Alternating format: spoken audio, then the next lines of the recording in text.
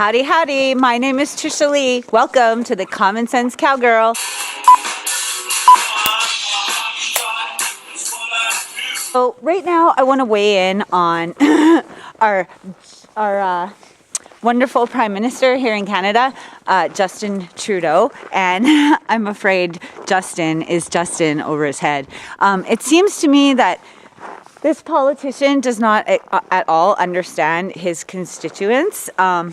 What Justin doesn't seem to realize is that here in Canada, we have a lot of red-blooded, male, testosterone-fueled, manly men.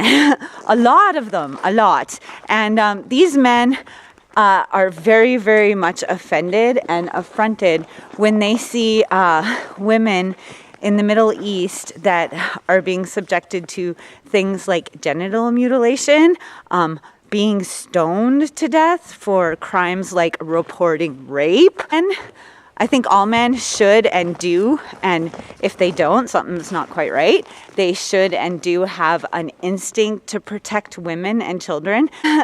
Unfortunately, our Prime Minister made this tweet.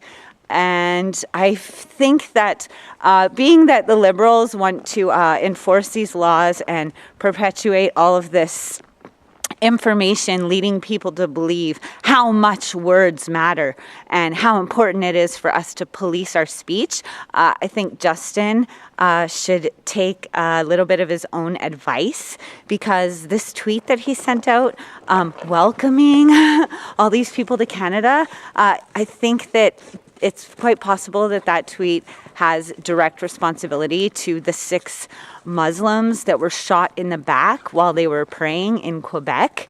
I can just see the scenario of one of these red-blooded men who is absolutely outraged with the way women are treated in Middle Eastern countries, seeing this tweet that Justin Trudeau sent out welcoming all these Muslims and refugees to come here, set this guy off and caused him to go and commit this heinous crime. And so I think it's really important that our Prime Minister get in touch with reality and understand that most of us are tolerant. However, there are these fringe people that exist out there, and you have to be careful what you say, because when you're in a position of great influence, there's great responsibility. And I just find that it was really, really irresponsible for our Prime Minister not to just mind his own business and keep his mouth shut about Donald Trump's suspension of immigration from certain failed nation states.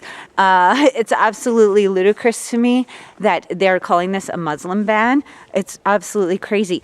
Right out of the gate, this thing only lasts for 90 days. When was the last time something was banned for 90 days? You don't ban things for 90 days. That's why they talk about lifting the ban. They have to lift the ban because it's something that has been outlawed, like overruled, like permanently. And so this is a moratorium on immigration, and countries all around the world exercise this ability to do that all the time. And as for the Quebec attack, it's no wonder that this happened there, because they have taken on the most refugees out of any other place in Canada. I totally support refugees. However, I think the numbers need to be more tightly controlled, and maybe there's something that we can do for the people where they already live. Some people say that mass immigration into the United States can help reduce world poverty. Is that true? Well, no, it's not. And let me show you why. This gumball represents the 1 million legal immigrants that the United States has taken every year on average since 1990. In Africa alone, there are 650 million people who make less than $2 a day. 650 million. And in India, another 890 million people, desperately poor. China adds another 480 million people, making less than $2 a day. And unfortunately, the rest of Asia has a heartbreaking 810 million people who the World Bank says make less than $2 a day. And finally, there's 105 million of Latin America's population that are desperately poor. All told, the World Bank says there are 3 billion people in the world, 3 billion people who are desperately poor, making less than $2 a day. That's 3,000 gumballs. And every year, we take 1 million and suggest that we've somehow made a humanitarian difference. Even if we went by the most radical proposals in Washington, which are to actually double our immigration to 2 million a year, which would totally overwhelm our physical, natural, and social infrastructures, we couldn't make a noticeable difference. And we may be really hurting the impoverished people of the world, because the 1 million that we do take are among the most energetic, often the better educated. Last year, when we took 1 million immigrants, these countries added, births over deaths, 80 million more people into the impoverished populations. And this year, Congress is bringing in 1 million legal immigrants.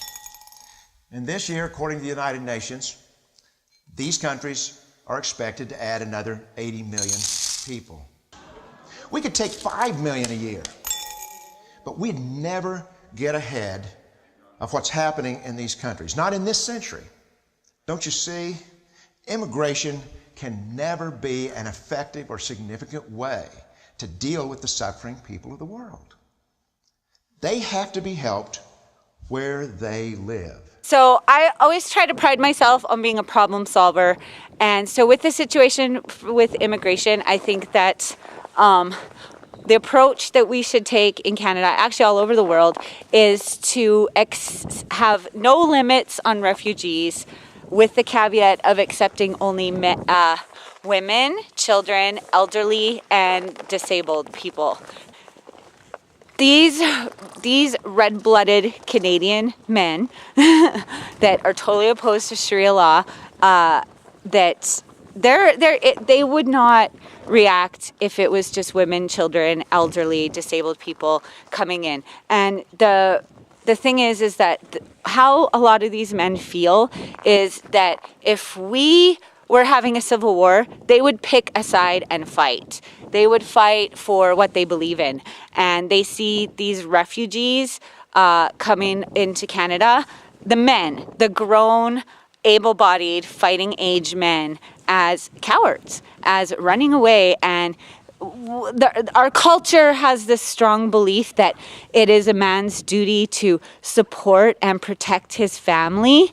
And these refugees, men coming in with their families, have basically abdicated that responsibility to the Canadian government or whatever government where they end up to protect and support their family, which red-blooded, able-bodied North American men, they don't want these, what they consider to be cowards here. And they may be completely wrong for their beliefs.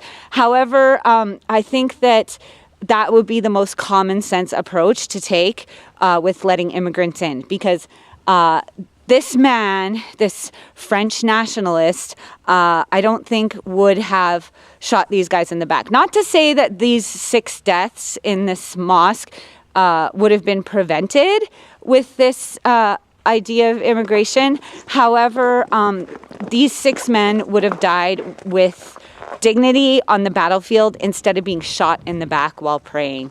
And so, Justin, you're just in too deep. I got lots more to say on this, but this little horse is attacking me. So I'm going to leave this video at that. But just for now, you know, if we're going to subscribe to Justin Trudeau's idea of policing speech, he should start with himself. And before I go, I just want everybody out there to know that I'm a firm believer that in this life, absolutely anybody can be, do, and have anything they want, or we can have everything we want. And I choose everything, and I hope you will too, because you can. So just ask me how. Have an amazing day, and if I don't see you in the future, I'll see y'all in the pasture. Bye.